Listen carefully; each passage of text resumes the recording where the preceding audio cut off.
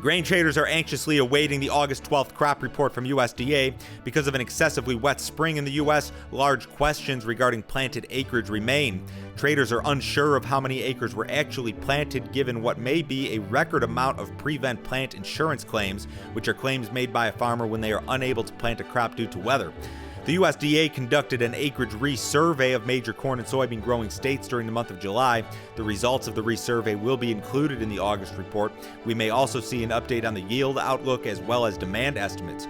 Pre-report, U.S. production of both corn and soybeans remain huge unknowns. Traders can expect some elevated volatility perhaps around report day.